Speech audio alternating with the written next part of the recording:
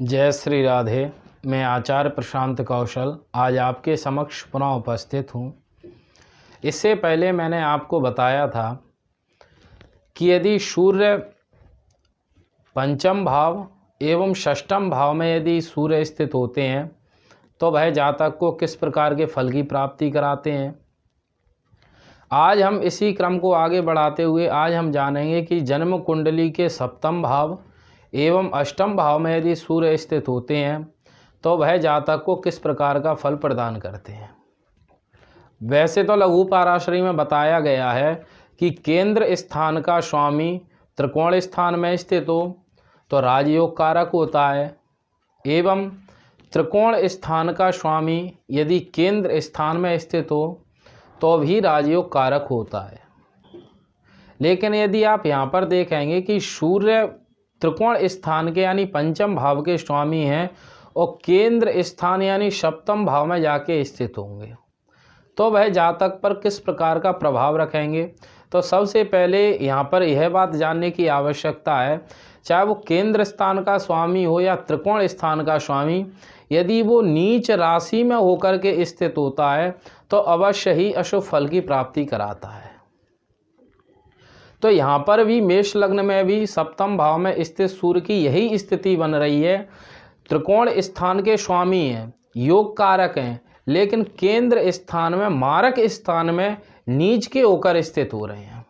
इस कारण से यहाँ मेष लग्न वाले जातकों के लिए सूर्य की सप्तमस्थ स्थिति कुछ योगप्रद नहीं रहती। सप्तम भाव से हम पत्नी के बारे में देखते हैं, या फिर किसी लड़की की कुंडली है तो उसके पति के बारे में देखते हैं, उसका अपने जीवन साथी से व्यवहार आदि अच्छा नहीं होता। कई बार सप्तम भाव में स्थित सूर्य तलाक की स्थितियां भी पैदा कर देते हैं। यदि शुभ ग्रहों का प्रभाव हो तो कुछ अशुभ फल की मात्रा घट जाती है और शुभ फल की मात्रा बढ़ जाती है। और व्यापार व्यवसाय हम सप्तम भाव से देखते हैं तो सप्तमस्थ स्थित नीच का सूर्य जातक के व्यापार में व्यवसाय में बड़ी तकलीफ एवं कठिनाइयां पैदा कर देते हैं। वह जातक अपने जीवन में अधिक परिश्रम करता है, व्यापार में व्यवसाय में एवं आय में इतना परिश्रम करता है वह, लेकिन उस परिश्रम के अनुसार उस जातक को लाभ की प्राप्ति नहीं होती। कई बार जातक कई व्यापारों को बदल देते हैं फिर भी उन्हें लाभ की प्राप्ति नहीं होती। इसके अलावा सप्तम भाव मारक स्थान है। जातक अपने स्वास्थ्य से अपने शरीर से कभी प्रसन्न नहीं रहता और मन में चिंताएं लगी ही रहती हैं। पंचम भाव के स्वामी हैं विद्या भाव, संतान भाव, जातक को संतान से संबंधित चिंताएं लगी रहती हैं। शिक्षा का भी भाव पंचम भाव है, शिक्षा से संबंधित समस्याएं लगी रहती हैं एवं शिक्षा में अधिक परिश्रम करने के बाद में, अधिक मेहनत करने के बाद में सफलता की प्राप्ति होती है। एवं सूर्य पिता के कारक हैं तो ऐसा भी कई कुंडलियों में देखा गया है कि सप्तम भाव में स्थित नीच के सूर्य जातक के पिता के व्यापार व्यवसाय को भी कम करते हैं, उसमें भी हानि करते हैं एवं कई बार पिता को कर्ज युक्त भी कर देते हैं। ऐसे जातक अपने पिता के कर्ज से भी परेशान रहते हैं।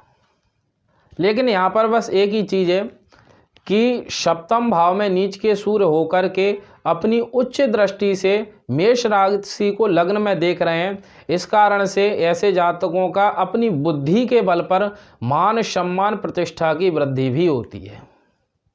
ऐसे जातकों को यदि सप्तम भाव में नीच के सूर्य हैं, अशुभ ग्रहों का प्रभाव अधिक है, तो ऐसे जातकों को अपने स्वभाव पे एवं अपने व्यवहार पे विशेष रूप से ध्यान देना चाहिए एवं किसी से कठोर वाणी का प्रयोग नहीं करना चाहिए, क्योंकि ऐसे जातकों का स्वभाव एवं क्रोध युक्त हो जाता है।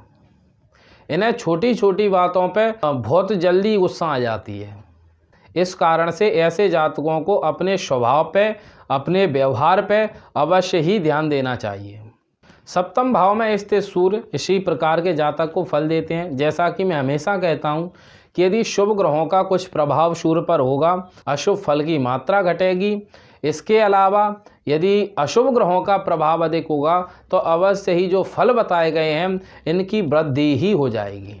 अब इसके बाद में जानते हैं कि यदि अष्टम भाव में सूर्य स्थित होते हैं तो वह जातक को किस प्रकार का फल प्रदान करते हैं। अब आप देखेंगे कि अष्टम भाव में राशि पड़ती है वृश्चिक, जो कि मंगल की ही राशि है। तो पंचम भाव के स्वामी मंगल की राशि में अष्टम भाव यानी मित्र की राशि में स्थित होते हैं।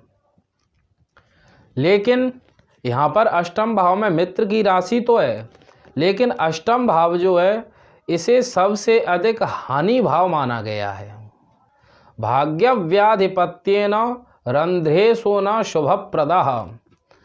लघु पाराशरी में बताया गया है कि भाग्य का व्यय यानी अष्टम भाव जन्म कुंडली में सबसे अधिक अशुभ एवं पापी भाव है। और त्रिकोण स्थान का स्वामी जब अष्टम भाव में आता है तो अशुभ फल की ही प्राप्ति कराता है। एवं अष्टम भाव को हम त्रिक स्थान भी मानते हैं। षष्ठम, अष्टम एवं द्वादश भाव यह त्रिक स्थान है। त्रिक स्थान में बैठा हुआ शुभ ग्रह अपने शुभ फल को देने में सामर्थ्यवान नहीं होता। अब यहाँ पर देखेंगे पंचम भाव से हम विद्या संतान के बारे में देखते हैं। तो अष्टम भाव में जब जाकर सूर्य स्थित होते हैं तो जातक को विद्या से संबंधित बड़ी कठिनाई पैदा कर देते हैं। विद्या के क्षेत्र में अधिक परिश्रम जातक को करना पड़ता है और परिश्रम करने के बाद भी उतनी शिक्षा का अध्ययन जातक नहीं कर पाता। लेकिन यदि ऐसे जातक इतिहास पढ़ना चाहते हैं, इतिहास की शिक्षा लेना चाहते हैं, तो उन्हें कुछ लाभ की प्राप्ति यहाँ पर हो जाती है। एवं भले ही शिक्षा कितनी भी हो जाए जातक के पास में, लेकिन शिक्षा से जातक की कभी संतुष्टि नहीं होती। वो शिक्षा का अध्ययन करता है लेकिन उसके मन में कभी संतुष्टि नहीं होती और संतान से संबंधित उसके मन में सदैव चिंताएं लगी ही रहती हैं। लेकिन ऐसे जातक पंचम भाव से हम जुआ सट्टा आदि भी देखते हैं और अष्टम भाव आकस्मिक धन का लाभ कराता है। तो यदि ऐसे जातक जुआ सट्टे आदि 2 नंबर के काम करते हैं तो उन्हें जरूर यहाँ पर लाभ की प्राप्ति हो जाती है। एवं गुप्त रोग, गुप्त शत्रुओं का भाव अष्टम भाव है। तो ऐसे जातकों के पिता के भी और ऐसे जातकों के खुद के भी गुप्त रोग आदि होने की संभावनाएं होती हैं एवं गुप्त शत्रु आदि होने की संभावनाएं होती हैं। घर परिवार से एवं पिता से संबंधित ऐसे जातकों के मन में कुछ ना कुछ चिंताएं लगी रहती हैं। ऐसे जातकों की आय तो होती है लेकिन ऐसे जातक अपने जीवन में धन को इकट्ठा बहुत कम कर पाते हैं। किसी न किसी कारण से इकट्ठा किया हुआ धन समाप्त हो जाता है। इसके अलावा भले ही इनके पास में धन भी आ जाए, विद्या भी आ जाए, लेकिन यह अपने मन से कभी प्रसन्न नहीं रहते। इनके अंदर कुछ ना कुछ चिंताएं अवश्य लगी रहती हैं। विशेष करके ऐसे जातकों को अपने जीवन में अपनी वाणी पर विशेष रूप से ध्यान देना चाहिए। ऐसा नहीं करना चाहिए कि इनकी वाणी के द्वारा किसी दूसरे का अपमान हो या दूसरे के मान सम्मान की हानि हो।